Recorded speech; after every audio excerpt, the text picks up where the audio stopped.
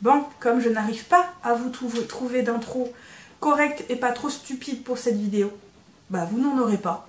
Et c'est parti!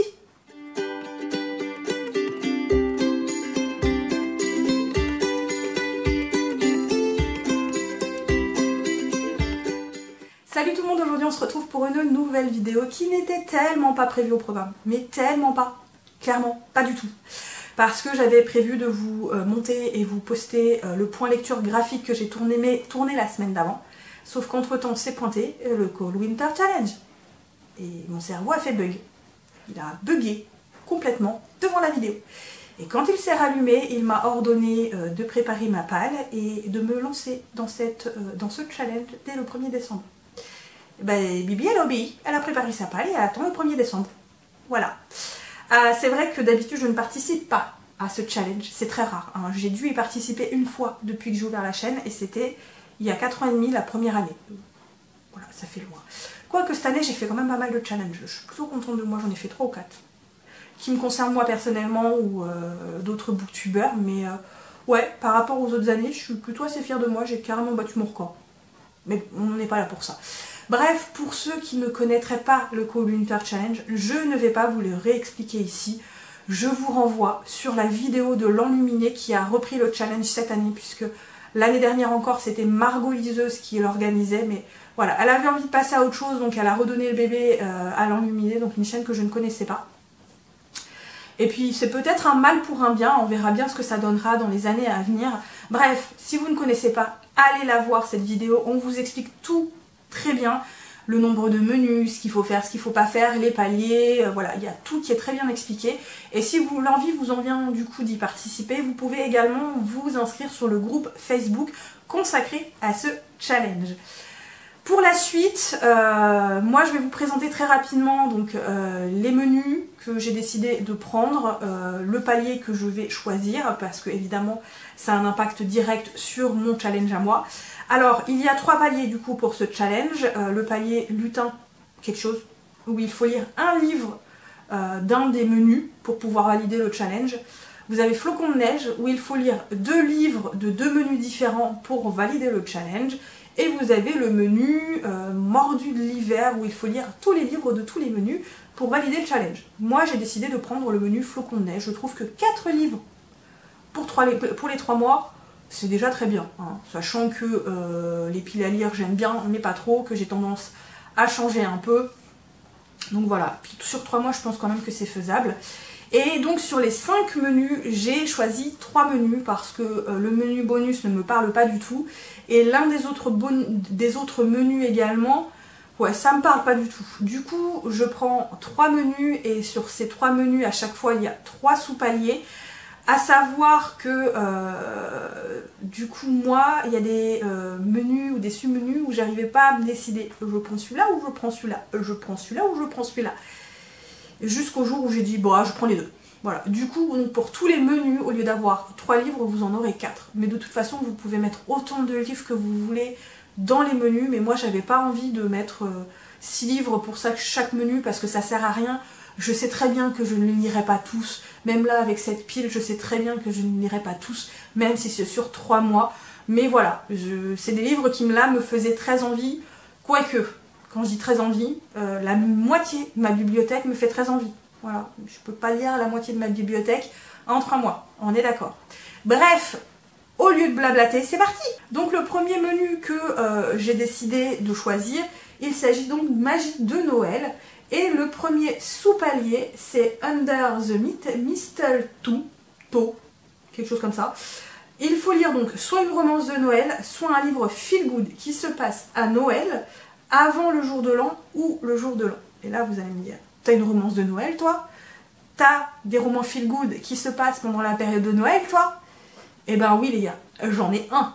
J'en ai un que j'ai acheté il y a 2 ou 3 ans, je pense, que je n'ai jamais lu et que je me suis dit, c'est le moment de le sortir. Il s'agit donc de Laisse tomber la neige de Cécile Chomin, publié chez LJ, qui est en fait une filiale ou une collection des éditions J'ai lu. Donc ici on va suivre une jeune femme qui apparemment s'est fait larguer le jour de son mariage ou peu de temps avant son mariage et qui décide de se barrer voilà, clairement, de se barrer, en voiture à la montagne en plein hiver.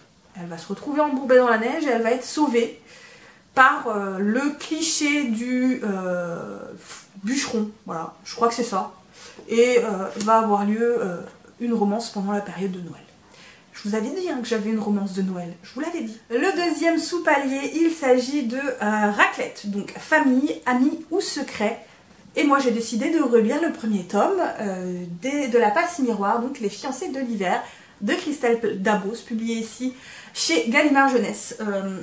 Je l'ai lu il y a très longtemps, j'ai lu le tome 2 il y a également très longtemps, j'aimerais vraiment terminer cette saga, sauf que ça fait tellement longtemps que j'ai lu le tome 1 et 2 que j'ai peur d'avoir oublié des personnages, des intrigues, enfin des trucs qui pourraient être importants parce que c'est quand même des sacrés pavés et ce sont quand même des romans qui sont assez denses avec des univers très développés et j'ai vraiment peur de m'y perdre et du coup j'ai décidé que j'allais relire le tome 1 et 2 avant de terminer cette saga et je pense en plus que ça colle très très bien avec le sous-menu puisqu'ici il y a pas mal de secrets, il y a pas mal de mystères, c'est des histoires également de famille et je trouve que ça colle du coup très bien avec la sous-catégorie. Ensuite j'ai la dernière sous-catégorie, il s'agit de Danse de la Fée Dragée, donc rêve, univers onirique, fantasy ou fantastique. Et dans un premier temps, j'ai donc moi décidé de lire Déraciné de Naomi Novik, publié aux éditions J'ai lu.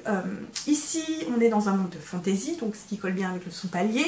Et on va y suivre dans un village des jeunes filles qui tous les ans sont sacrifiées au dragon. Voilà, je crois que c'est ça, au dragon. Et jusqu'au jour où ça va être une jeune fille qui, contrairement aux autres années, n'est pas la plus jolie. Voilà, elle n'est pas... C'est pas la jolie fille du village, voilà.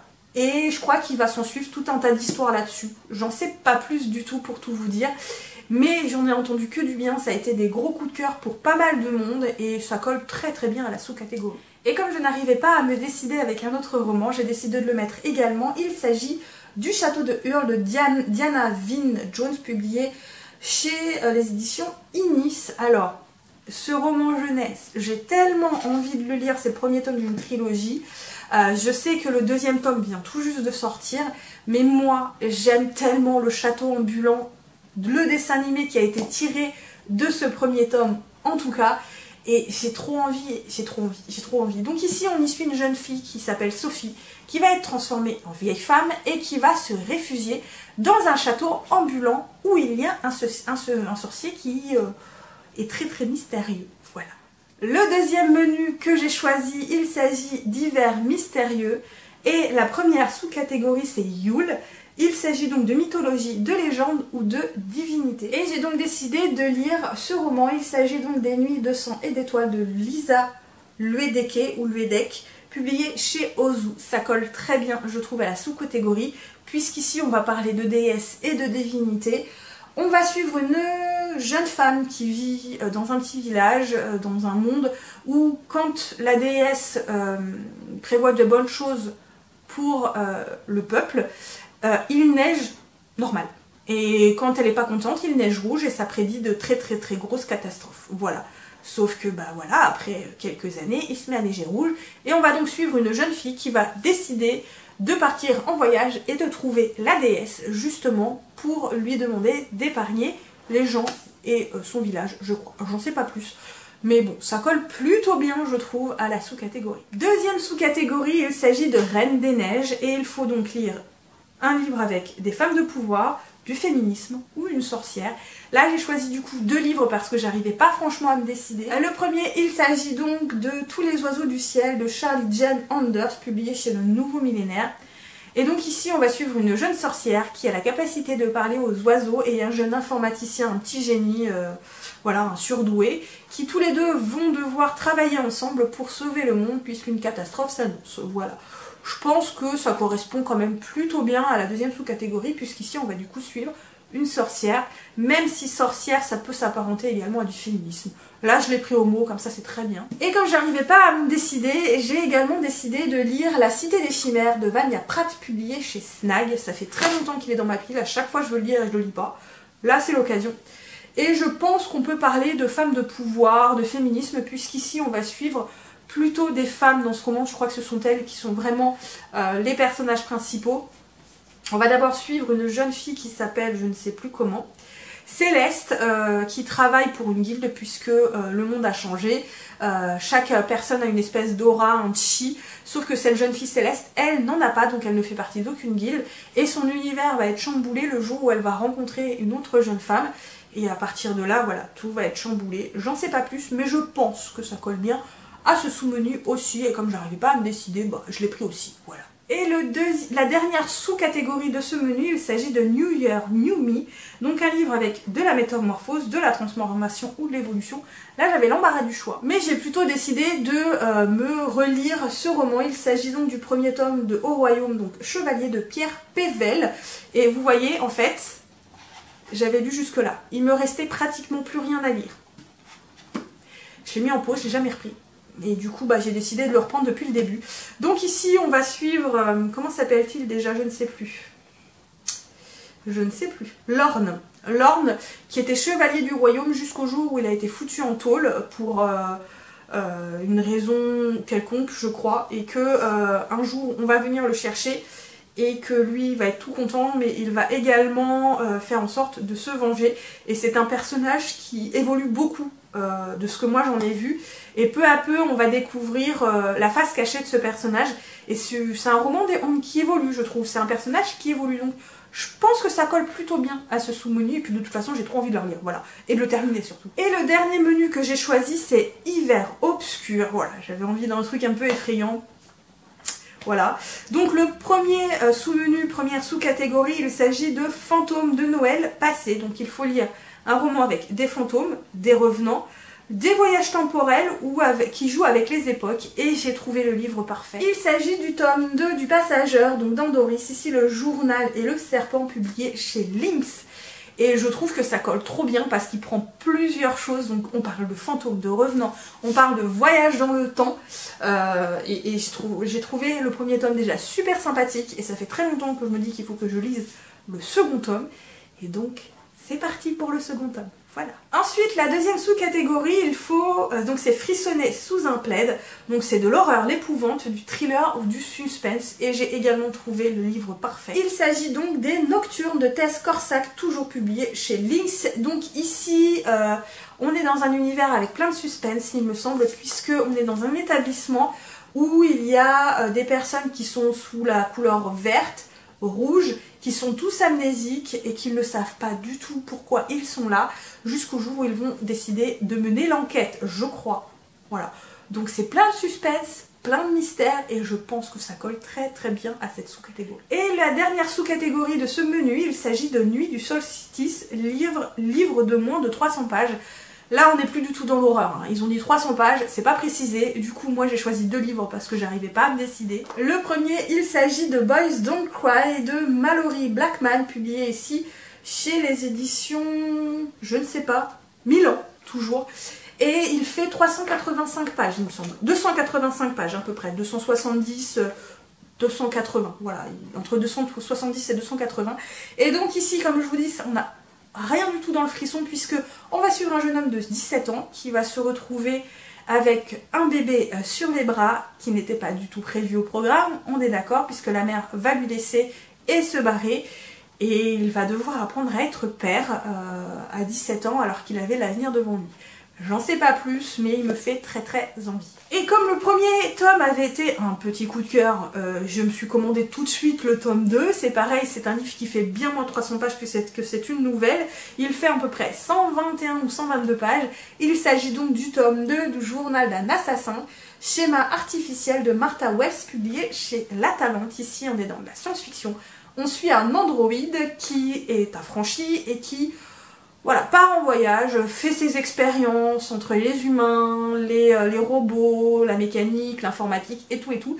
Et donc il vit plein d'aventures. Je vous ai pas encore parlé du tome 1, mais je vous ai fait un post Instagram, donc si ça vous intéresse de savoir ce que j'en pense, allez y faire un tour. Bref, je suis trop contente d'avoir le tome 2, je vais le lire avec beaucoup de plaisir. Et voilà, j'en ai du coup terminé pour cette palle, qui est quand même assez conséquente puisqu'elle comporte 12 livres, alors que j'ai choisi le palier du milieu avec 4 livres. Donc si je ne réussis pas ce challenge en 3 mois, je sais pas comment j'ai fait les gars, je sais pas. Mais bon, je vous dis cette année, j'ai très envie d'y participer, j'ai très envie de le réussir, en tout cas le palier des 4. Et voilà. En tout cas, j'espère que cette vidéo vous a plu. Si vous avez lu certains des romans, n'hésitez pas comme d'habitude à me dire ce que vous en avez pensé. Si ça vous donne envie de les lire, encore mieux. N'hésitez pas également à laisser des petits pouces bleus, à vous abonner, tout plein de commentaires, ça fait toujours plaisir, à me suivre sur d'autres réseaux sociaux si l'envie vous en vient. Et moi, comme d'habitude, je vous souhaite de très très bonnes lectures et à très bientôt pour une nouvelle vidéo. Bye bye!